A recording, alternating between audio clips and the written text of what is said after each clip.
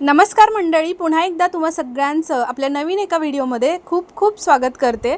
तर हो, तुम्ही थंबनेलला पाहिलं अगदी बरोबर आहे। आज आपण बटाटापासून एक अशी मस्त जबरदस्त रेसिपी बनवतोय की यापूर्वी तुम्ही कधी खाल्ली नसेल आणि बनवली सुद्धा नसेल। बराच वेळा काय होतं, टिफिनची घाई गडबड असते किंवा मग पाहुणे वगैरे आलेले असतात, तर त्यावेळी नाश्त्यामध्ये चटपट होणारं आणि झटपट असं काहीतरी युनिक असं बनवावं आपल्याला सुद्धा वाटत असतं।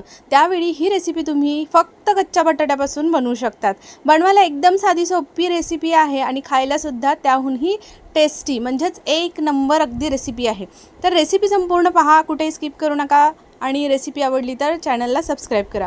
सगळ्यात पहिल्यांदा बटाटा स्वच्छ धुवून घ्यायचा आणि वरची साल काढून किसून घ्यायचा। आता पाण्यामध्येच ठेवायचा जेणेकरून तो काळा पडणार नाही। नंतर काय करायचं, एक कांदा घ्यायचा। आता कांद्याची बघा वरची साल काढून घ्यायची आणि कांदासुद्धा आपल्याला काय करायचं आहे, पूर्ण टकला करून घ्यायचा किंवा साल काढणं म्हणला तरी चालेल। आणि नंतर आपल्याला काय करायचं आहे, अगदी त्याचे लांब असे पातळ काप करून घ्यायचे आहेत। आता बऱ्यापैकी तुम्हाला मी इथे कांदा दाखवला।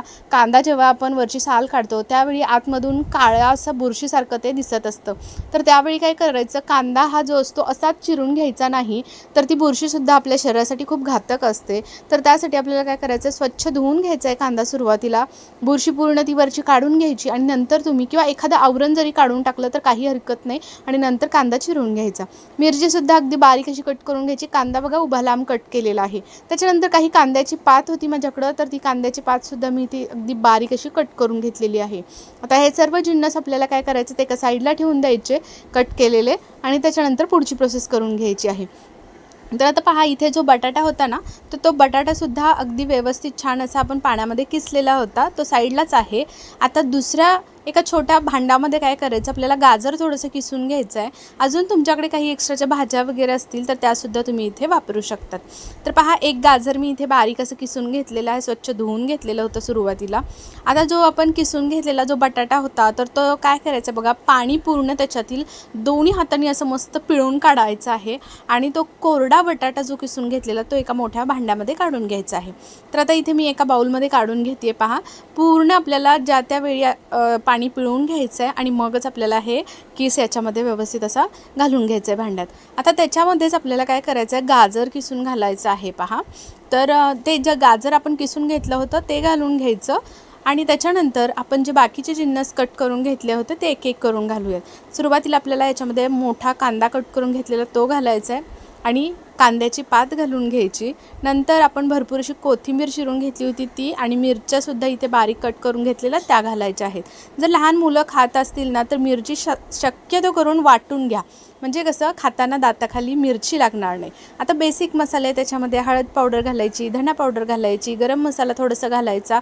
सुरुवातीला अर्धा चमचा चाट मसाला घातलेला आहे, चिली फ्लेक्स थोडीशी घातली आहे आणि नंतर इथे पहा ओवा घेतलेला आहे हातावरती। थोडासा ओवा सोडून हातावरती घातला की खूप छान असा स्वादसुद्धा येतो पदार्थाला। अख्खे जिरेसुद्धा तुम्ही याच्यामध्ये घालू शकतात। तर पहा, इथे सर्व मसाले घालून घेतले, बेसिकच आहेत जे की आपल्याकडे घरामध्ये असतात उपलब्ध। त्याच्यानंतर चवीपुरतं मीठ घालायचं आणि मीठ घालून घेतल्यानंतर हे सर्व जिन्नस आपल्याला काय करायचे, एकत्र अशी चमच्याच्या मदतीने मिक्स करून घ्यायचे आहेत। जेणेकरून काय होतं, जे मिठाचं पाणी आहे ते पदार्थामध्ये पाणी सुटतं मिठाचं आणि नंतर पाहू शकता इथे अगदी छान असं मस्त याच्यातून पाणी सुटायला लागलेलं आहे या सर्व जिन्नसला। याच्यामध्येच आता पाणी वगैरे बिलकुल घालायची गरज नाही आहे। आपण याच्यामध्ये घालतोय ते म्हणजे तांदळाचं पीठ।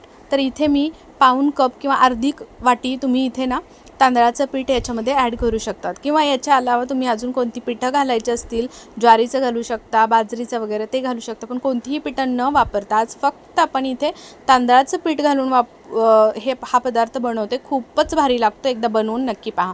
व्यवस्थित त्या तांदळाच्या पिठामध्येच पाणी न घालता छान असं मळून घ्यायचा गोळा। इथे पाहू शकता गोळा तयार करून घेतला आपण। आता याला थोडंसं वरतून तेल लावायचं आणि गोळा साईडला करायचा।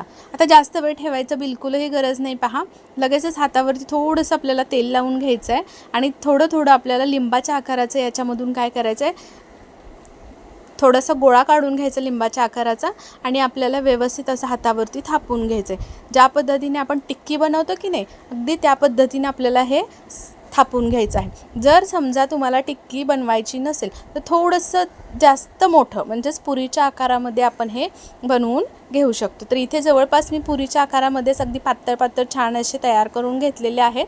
आता एक एक करून मी सर्व तयार करून घेते आणि मस्त असे 2-3 झाले की मग आपण पुढची प्रोसेस करायला घेऊयात। तर इथे पहा दुसरासुद्धा मी व्यवस्थित असा थापून घेतलेला आहे। जर साईडनं थोड्याशा कडा चिरत असतील तर थोडंसं हाताने सेट करून घ्यायचं आणि आकार छान मस्त गोल करून घ्यायचा। आता पहा लगेच इथे काय करायचं आहे, पॅन ठेवायचं आहे आणि पॅनला आपल्याला वरतून थोडंसं तेल लावून घ्यायचं। सुरुवातीलाच लावायचं, नंतर कोणताही पदार्थ जेव्हा आपण याच्यावरती घालतो या तव्यावरती तेव्हा तेल लावायची बिलकुलच गरज नाही। हा हनीकॉमचा तवा आहे। तवा इतका छान आहे वापरायला, चपाती भाकरी किंवा तुम्ही डोसा याच्यावरती कोणत्याही प्रकारचे थालीपीठ असू देत सगळं काही तुम्ही याच्यावरती करू शकता। आंबोळी वगैरे मस्त तवा आहे, अजिबात पदार्थ चिटकत नाही। एकदा तेल लावलं की सुरुवातीच्या एका ह्याला की नंतर तेल लावायची सुद्धा गरज नाही। तर सगळे आलटीपलटी करून व्यवस्थित भाजून घेऊया।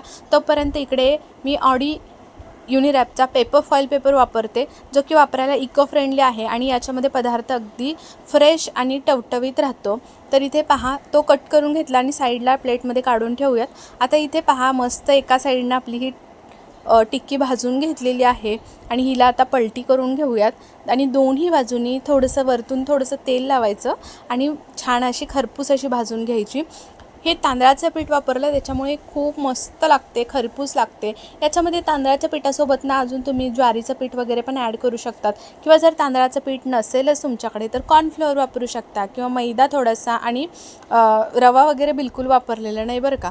तर इथे अशा पद्धतीनं तुम्ही ही टिक्की बनवू शकतात। पहा लगेच इथे मी दोन्ही बाजूंनी भाजून झाली की काढून घेतलेली आहे। अशी सर्व काही मी इथे एकदम बनवून घेतलेलं आहे, तुम्ही पाहू शकता। आपण फक्त एक बटाटा मोठा आणि एक छोटासा किसून घेतला होता, त्याच्यामध्ये फक्त आपल्याला अर्धी वाटी कॉर्नफ्लोअर आपण घातलं आहे आणि खूप जास्त इथे आपले हे टिक्की तयार झालेले आहेत। तर पाहू शकता मस्त अगदी खायला एक नंबर लागतात आणि एकदम जबरदस्त टेस्ट येते। यापूर्वी तुम्ही हा पदार्थ कधी खाल्ला नसेल आणि बनवला नसेल, नक्की तुम्ही सुद्धा एकदा या पद्धतीने हा पदार्थ बनवून पहा। एकदा तुम्ही बनवला ना की पाहुणे काय घरातले सुद्धा सर्वजण आणि पाहुणे मंडळी शेजारी पाजारीसुद्धा जर खाल्ले ना तर खरंच खूप खुश होतील आणि तुम्हाला रेसिपी विचारल्याशिवाय राहणार नाहीत। तर इथे पहा आता मी लगेचच पहा मस्त अगदी सगळं बनवून घेतलं सॉससोबत मायोनीजसोबत। गरमागरम काढलं की मग काय राहतच नाही, मग गरमागरम खाऊनसुद्धा घ्यायचं। पाहुण्यांना करून घातलं तर नक्कीच खुश होतील। झटपट होणार आहे कच्च्या बटाट्यापासून, त्यामुळे नक्कीच तुम्हीसुद्धा बनवा। कशी वाटली रेसिपी मला कमेंट करून सांगा। रेसिपी आवडली तर आपल्या चॅनलवरती अजून कोणी नवीन असेल, चॅनलला सबस्क्राईब केलं नसेल तर नक्की सबस्क्राईब करा। माझे व्हिडिओ तुम्ही संपूर्ण पाहता आणि असे छान छान व्हिडिओ आपल्या चॅनलवरती अपलोड आहेत, नक्की चेक करा। तुम्हाला खरंच खूप जास्त आवडले तर नक्की चॅनलला सबस्क्राईब करून सोबतचं बेल आयकॉन प्रेस करा। आणि चला मग उद्या पुन्हा भेटूया अशाच एका छान युनिक रेसिपीसोबत। तोपर्यंत बाय बाय।